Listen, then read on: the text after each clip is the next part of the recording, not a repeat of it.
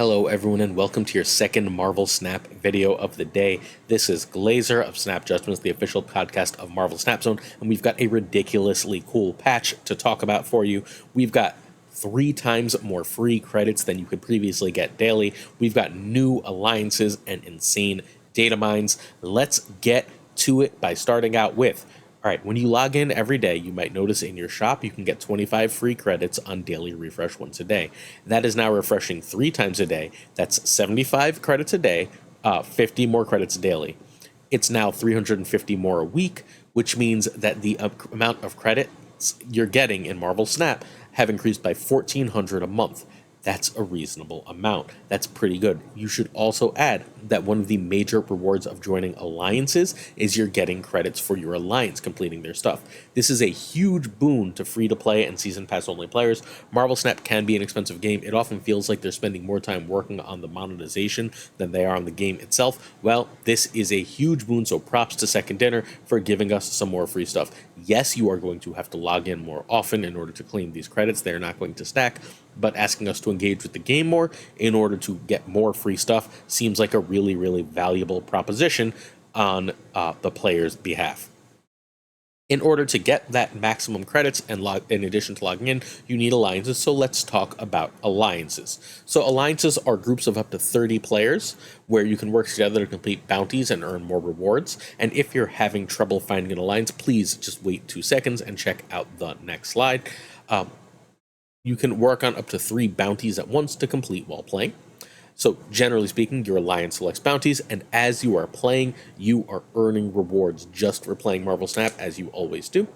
You earn points for your alliance as a whole by winning cubes and completing bounties. At the end of the week, you earn both individual and alliance-wide rewards. And again, credits are all over these, so this is another boon to the credit economy, to the card acquisition economy of Marvel Snap. So huge props for that.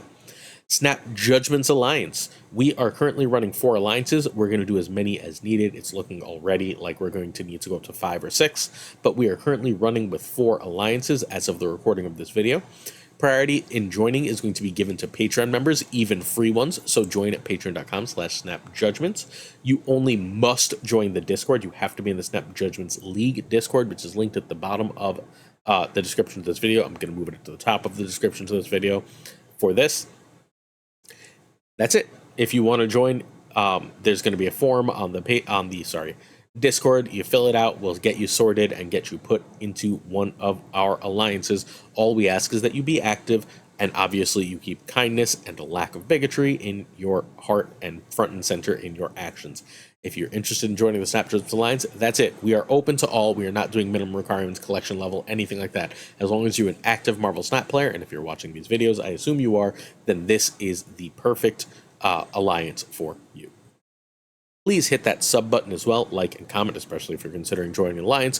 We are constantly fighting the YouTube algorithm in our pursuit of our goal of 15,000 subs by the end of this year. You can help us get there by hitting that sub button and liking and commenting. Do a great job at telling that YouTube algorithm that we're constantly battling, that we are doing our best to grow, and that the content has value, especially if you enjoy it. In addition, we do 7 days a week of videos. We do 6 days a week where we give you at least 3 new decks weekly. We cover all the big news like this video. And lastly, we have a podcast every Saturday with some of Marvel Snap's biggest names. If you check last Saturday, we teach you how to deck build with both Ika and Binks. Yeah, that Binks. So please do check that out if you have any interest. In addition, we do the biggest giveaways in Marvel Snap. We're currently giving away 5 season passes. All you have to do is leave a comment letting us know what you think about this patch, this update, any part of it, all of it, whatever. And you are entered to win a season pass. Commenting every day is an entry. There is a winner pulled from each video. So if you are looking for the free Hawkeye next week, sub, leave a comment, hit that like button. Let's go. All right, our card balance changes. And we're going to go through these one by one and give you a single deck for each. So we've got Uatu the Watcher, who now shows you all locations at the start of the game. That has value in exactly one deck, like one real deck. It is not useless. It is not amazing, but it is not useless. Next up, we have Moon Knight, who now discards an even cost card from each player's hand, which is huge, huge, huge, huge. We're going to talk about some of the options you can do with that. Shadow King is now the best tech card in Marvel Snap. It is no longer stopped by Luke Cage. And finally, Blink, in what I would actually argue is the smallest change, now cares about the cost of the card when it's in the deck, not printed cost. So cards like Pixie and Mr. Negative will change what you pull with Blink, where they wouldn't before, which makes Blink Pixie significantly worse. All right, Uatu. Old text at the start of the game shows the right location to you. New text at the start of the game shows unrevealed location to you. This is a lot more playable than it used to be. It's still likely bad at a trap card, but early game players will have fun with this, and there is a deck that doesn't hate this.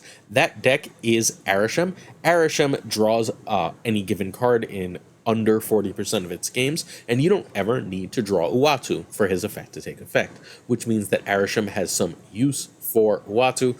It is the only place I'd even really consider running this card outside of maybe Zoo, but Zoo has cards like Hydra Bob and Martyr and Ant-Man and doesn't really have space for this. So I think this is the only place I'm really looking at adding Arishem.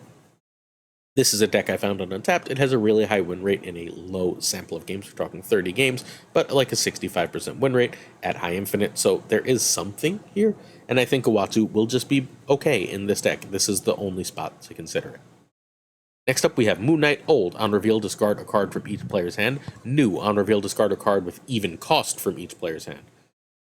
Shang-Chi, and I don't know if you know this, but Shang-Chi and Shadow King are even cost cards, which is just like fantastic. If you can get rid of one of those in the right deck, you're like crushing. You're so far ahead. Enchantress is an even cost card, etc., etc. 6 drops like Blob are even cost cards. This is huge, or at least potentially huge. Swarm and Proxima are also even cost, so you can use this both offensively and defensively. You can get yourself some free Swarms, you can get yourself a free Proxima. This is a potentially huge change. Obviously, this works great in Apocalypse discard, although it does have anti-synergy with Dracula. Dracula is, I think, the only bad hit if you build that deck to account for this. Mobius too, I guess, but like Mobius should be out before you play this. So, that deck exists, but we talked about that deck literally 2 days ago. Actually, yesterday's video, we talked about that deck. So if you'd like to check that out, check yesterday's video in order to get that Dracula discard deck. Just throw Moon Knight in that. You'll be totally fine. Instead, I want to try a discard Surfer, because I don't know if you know this, but Moon Knight has a 3 printed on him. In addition to that, Gambit is a 3/3. Dakin is a 3/4, and Strong Guy is a 3/3. Those are all odd cost cards that get really, really powerful when discarding a card. Now, this is the important part. There's only one even cost card you don't want to discard in this. That is Gwenpool. Good? So your goal is, if you have Gwenpool in hand, don't play Moon Knight on 3. Play one of your other 3s on turn 3, and then play Moon Knight on turn 5 after you Gwenpool on turn 4. Hopefully, Moon Knight hits Brood, Dakin, or Sebastian Shaw, and that's extremely powerful. At that point, you have an absolute ton of discard, all really powerful, and a bunch of free Swarms to play on top of it. This deck should be really good. This deck has occasionally inched upon being really powerful. Maybe it's all the way there again.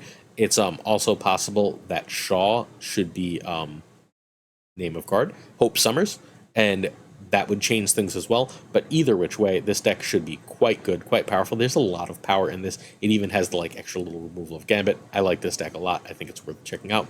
Since they've released so many good 3s, Mobius has fundamentally disappeared. All right, Shadow King has now been updated.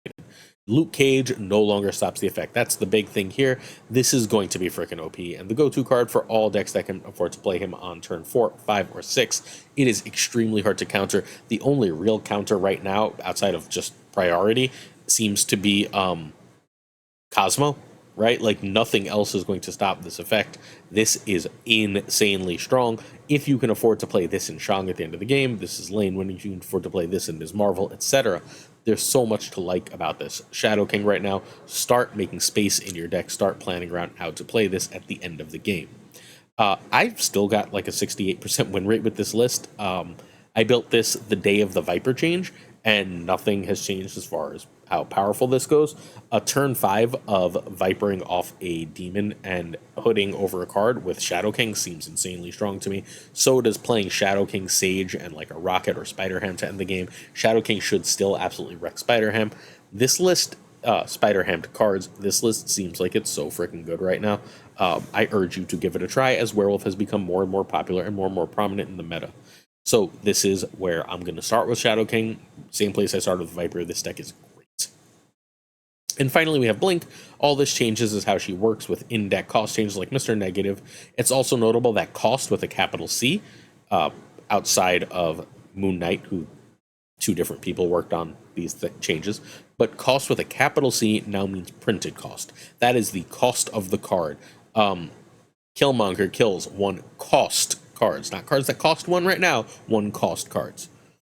Cost with a lowercase c means current cost. So your statures of the world will now be will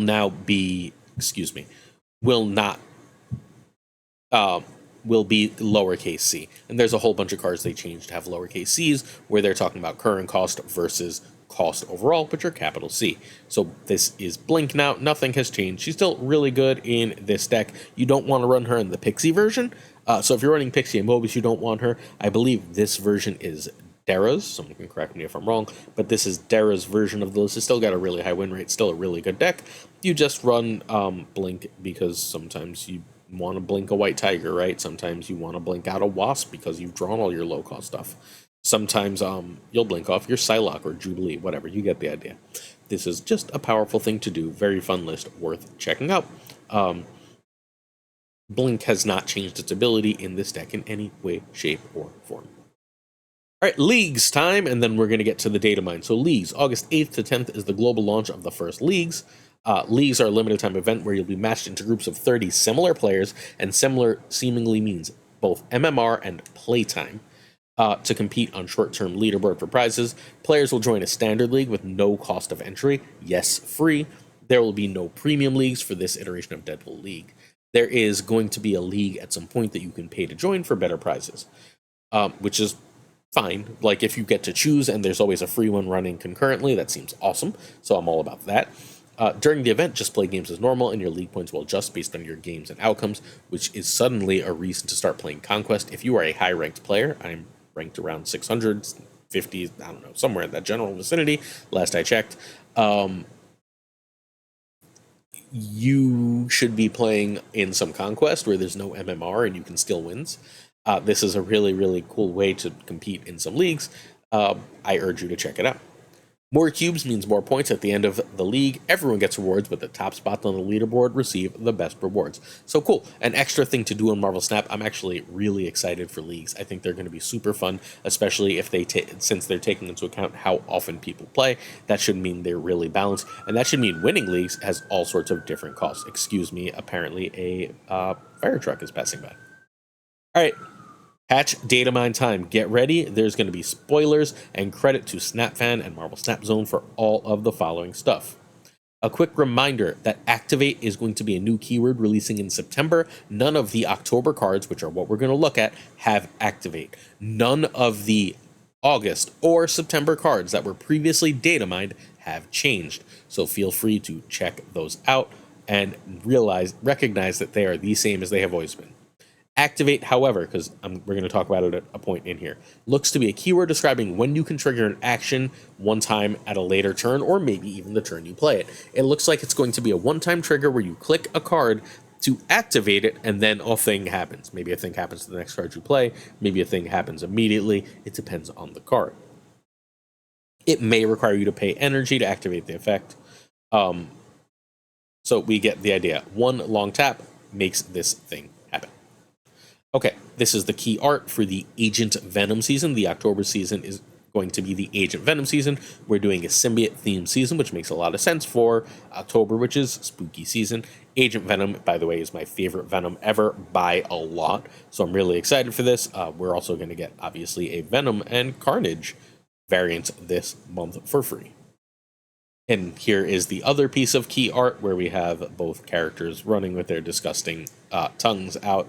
I don't actually love either of these pieces of art, but I don't love Venom or Carnage. So if this is your kind of thing, this is going to be the month for you. Let's kick it off with the Season Pass card. Agent Venom, who's a 2/4 on reveal, set the power of all cards in your deck 2/4. So this seems like it's probably not going to break the game. However, then you remember that cards like Iron Man exist, cards like Brood exist. You can run this relatively effectively in a Surfer deck and just pump up all your power. If you're running like a slightly cheaper version of Surfer, you can hit a Wolfsbane, you can hit a Sage. This is almost like Bast for in your deck. This is very likely to be very strong in hyper-specific decks. Obviously, also Cerebro 4 absolutely loves this. Cerebro 4 absolutely loves this, particularly since Cassandra Nova is all over the place. This will say, forget your Cassandra Nova nonsense, let's set an Alta 4. This is not, I don't think this is going to be as good as Gwenpool or the previous month's Symbiote Spider-Man Season Pass, but I think it is going to be a good card. This card looks good. It looks like it has some clear homes. I'm excited to give it a try with some ongoing style decks where a lot of the ongoing cards are balanced out by having low power. If I can make their power before, then all of a sudden things start to look a lot more interesting. Releasing with Agent Venom, same week, we have Scream. New card coming 10-1 is Scream. She is a 2-1. When an enemy card moves, steal 2 power from it once per turn. Please note the lack of the word here. If an enemy card moves, period, this gets plus 2 power. This is only going to happen once per turn, so she's not going to get insane, but it's easy to see her as a 2-5, like fairly often, and sometimes a 2-7. But also, the card that they played that moves, once that happens, she's stealing 2 power directly from that card. So the Jeff is now a 2-1, right? So 1 trigger fundamentally makes her a 2-5. 2 triggers makes her a 2-9. 3 triggers, we're going crazy. Now we're at what amounts to a 2-13. This card doesn't look good, but this card is going to be amazing, especially considering how much move stuff is coming out in the September season. So please, again, check out the September season cards. We've got Madam Web, a 2-3 with the ongoing, move a card away from here once per turn. And then we've got Aranya, an activate of move a card to the right and give it plus 2 power. Scream will just take that power. Scream will just take it away. This card seems like it's really good, but also there's Juggernaut, there's Polaris, there's Arrow, there's Cannonball. All of those cards, as like you can both wait for your opponent to move cards like Jeff and Nocturne and using Aranya or Madam Web, or you can play your own move cards. Spider-Man should trigger this. This card is going to be great. This is my sleeper of the month. Get ready for this. I think this might be exactly what those like Kingpin-y decks need to thrive. All right, coming with Scream in the Spotlight caches are this Spotlight variant. I like it. I think it's pretty cool. I don't like all the Spotlight variants this month. Scream, they know is going to be good, would be my argument, because Scream is coming with 2 Series 4 cards. We've got a Mobius M. Mobius looking like he's about to go to work. I don't love the tie here, but I like the rest of it. And we've got a very cool looking Man-Thing. I don't feel like I need this Man-Thing or this Mobius. But hey, they're 2 Series 4 cards, which again, I think usually means that Scream's going to be really good. I have a Hip Man-Thing and the Horror Venomized Man-Thing, so I'm good. And I have the Jet Ski and the Hip Mobius, so like I'm very likely to end up using tokens for Scream, but I think Scream is going to be great. If you are looking for Man-Thing or Mobius, and Mobius is a card that should be in a lot more decks than he is, this is a good week to pay attention to. Next up, we have Misery, new card releasing on 10/8. Misery is a 5/10, Series 5, 6,000 tokens. On reveal, repeat the on reveal ability of your other cards here, then destroy them. So you run a deck that only has a couple of on reveals, largely things like tech cards, and then you blow them up. This works really well with for example, Wonged White Tiger would be perfectly fine. This works really well with Shadow King or Shang-Chi or Enchantress if they're played early. I could happily use this with a card like Beast, although which is extra cool because if I can get Beast to trigger first, I can play this on like a Sage or whatever else, and Beast will already have bounced all the other stuff there, and then Beast will just destroy a stealth. Same concept for Falcon. Misery seems like a really cool card. It might be overcosted by 1, but it also might be completely busted at 5, 10. So this card seems very cool, and also, I don't know who the hell Misery is. I don't like a lot of symbiotes, as I said, but I love this base art. This is kind of creepy and very cool. Misery comes with War Machine and Namora. I don't love this Spotlight variant. I think it's fine, but I actually like the base art better here. War Machine is a card that has done nothing but disappoint since release. Maybe that changes at some point, but with Professor X fundamentally out of the meta, it's hard to imagine that coming. It's an okay card. The people who love it, but whatever. Again, I have a hip and a blueprint variant. I'm not getting this. And then we have Namora. Namora is one of the most underrated cards in the game. Her win rate remains super high. This is a really nice Namora variant. I like the way it looks like she's in water. So I will be very likely opening for this Misery and Namora, and if I happen to get the War Machine along the way, so be it. But if you don't have Namora, Namora is an excellent card, and one that honestly works kind of cool with Misery. You'd rather Odin it, right? But like, it's not a terrible pairing. On 10-15, we have Scorn. Scorn is gonna be insane. This month looks really, really strong. Just fair warning. This is a weird looking card. I have no idea who Scorn is, but this looks incredibly weird. 1-2. When you discard this, give its power to one of your cards in play. Return this to your hand with +1 power. So if you can continually discard this, we're thinking cards like MODOK, cards like oh my god, the name is now gone.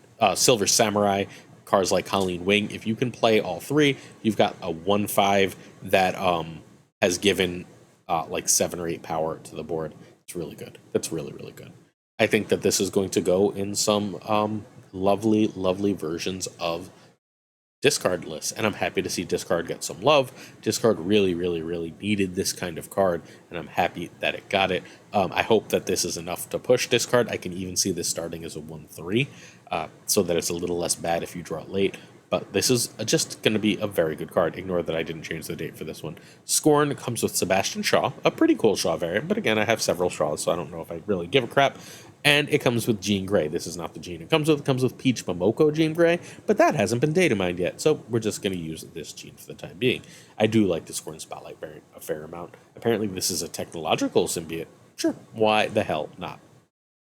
Alright, next up we have Toxin, and this is my favorite card of the month. I don't think it's going to be the best card of the month, but this is my favorite card of the month, and longtime viewers immediately go, oh, Toxin's going to be a bounce card. Of course Toxin's going to be a bounce card. Ignore what it says at the top. Toxin is a 3/2, Series 5, 6,000 token.